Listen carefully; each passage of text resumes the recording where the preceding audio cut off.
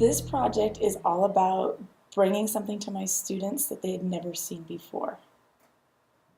I wanted something that when the students came for STEM night, it was a reflection of my classroom, and it was a reflection of my teaching, but I didn't have something new to show them that I hadn't already shown them. And so when I ran across this, I thought this would be great for STEM night. This is what's going to wow my students and their parents and show them some of the things that I actually do in class. I found an augmented reality sandbox online and looked at all the directions and thought I could do this with some help. So I enlisted a friend and a co-teacher to do the parts of the project that I wasn't able to do on my own.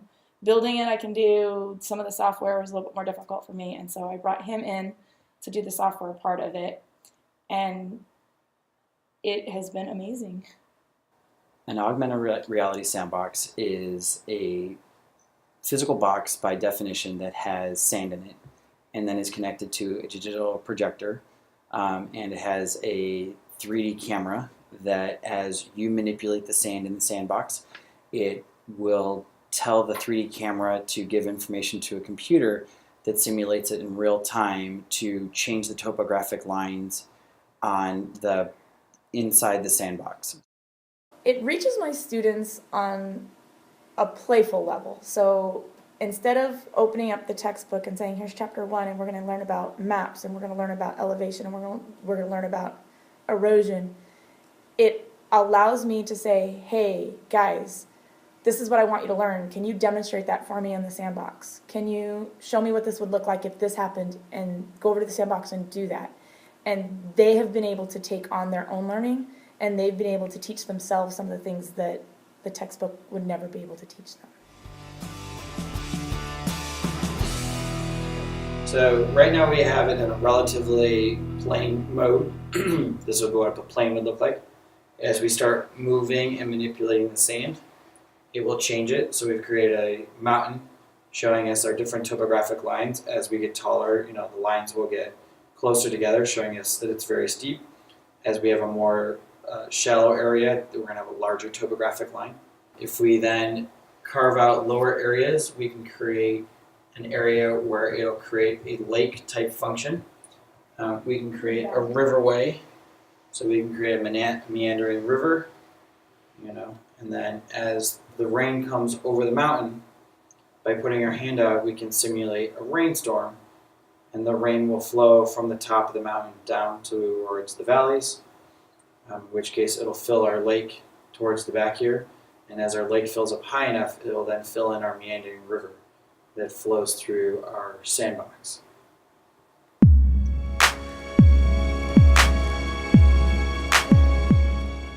This project is about taking students and giving them something that they can touch and mold and create.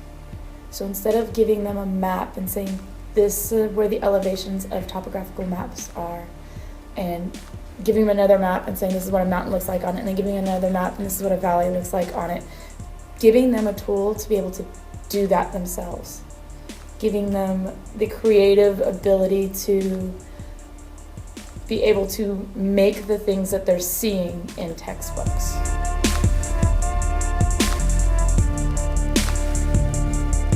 When you move the sand around, the lines change as the elevation changes with the sand. We can create mountains, we can create valleys, we can make it rain, we can make it dry, we can change the water and make the water flow down the mountains as it would if a dam had broke on the side of a mountain.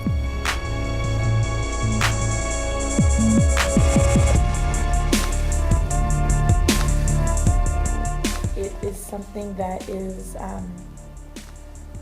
extremely hands-on, and the more we're using it, the more sometimes the kids are coming up with uses for it that I never would have thought.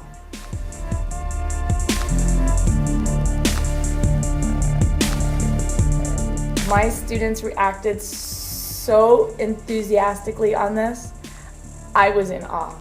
It was so fun to watch them play with it.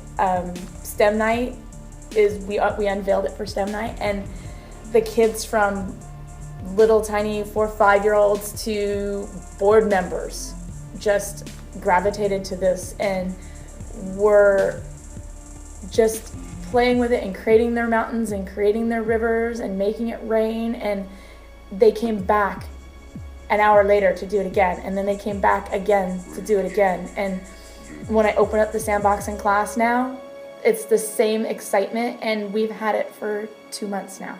And it's the same excitement now as it was on STEM night.